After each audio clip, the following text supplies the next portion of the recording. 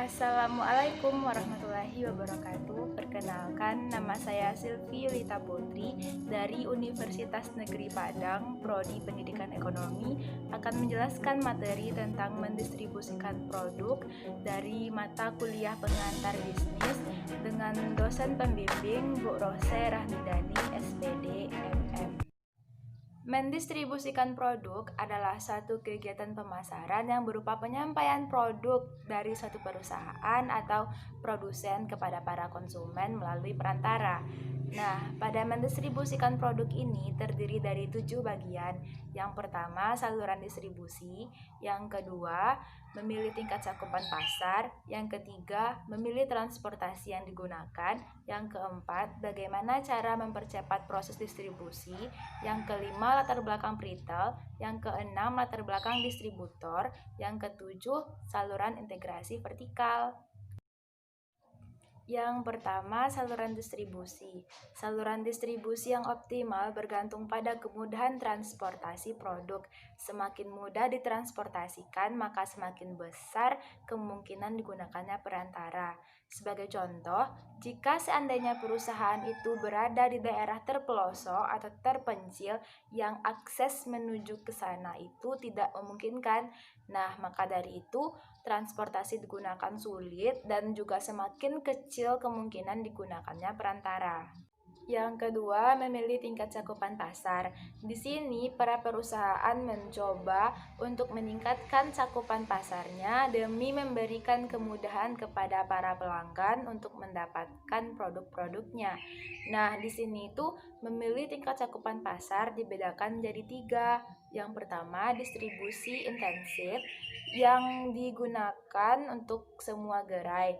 Contoh produknya permen karet dan rokok. Yang kedua, distribusi selektif yang digunakan untuk beberapa gerai saja. Contohnya buku untuk perguruan tinggi yang hanya dijual di toko buku perguruan tinggi. Yang ketiga, distribusi eksklusif yang hanya digunakan untuk satu gerai saja, seperti barang-barang mewah. Nah, materi selanjutnya yaitu tentang memilih alat transportasi yang digunakan. Di sini tuh perusahaan harus bisa memilih alat transportasi yang digunakan berdasarkan lokasi perusahaannya. Nah, bentuk-bentuk umum alat transportasi yang sering digunakan, yang pertama truk. Biasanya truk bisa mengirimkan barang dengan cepat dan dapat melakukan beberapa pemberhentian. Yang kedua, kereta api. Kereta api ini biasanya bisa mengangkut barang-barang berat. Yang ketiga, pesawat, yaitu relatif cepat dan biayanya tidak terlalu mahal untuk barang-barang ringan. Nah, yang keempat, menggunakan kapal. Yang kelima, saluran pipa. Nah, saluran pipa ini yaitu metode yang digunakan untuk beberapa produk seperti minyak dan gas. Materi selanjutnya yaitu bagaimana cara mempercepat proses distribusi. Nah, pada materi ini, proses distribusi yang cepat tidak hanya memuaskan para pelanggan saja, tetapi dapat mengurangi jumlah dana yang digunakan dalam memproses produk tersebut. Materi selanjutnya yaitu latar belakang retail. Retail adalah penjualan barang secara eceran. Retail ini bertindak sebagai perantara untuk mendistribusikan produk secara langsung kepada para pelanggan. Materi selanjutnya yaitu tentang latar belakang distributor. Distributor adalah perantara yang membeli barang ke produsen dan menjualnya kepada retail. Bagaimana sih caranya distributor melayani produsen? Yang pertama, pergudangan untuk menyimpan produk-produk yang telah dibeli. Yang kedua, menggunakan keahlian, yaitu distributor menggunakan keahliannya untuk membeli produk-produk dari produsen. Yang ketiga, pengiriman ke retail. Yang keempat, penanggungan resiko kredit, yaitu menanggung semua resiko jika para retail tidak membayar tagihan. Dan yang kelima, informasi.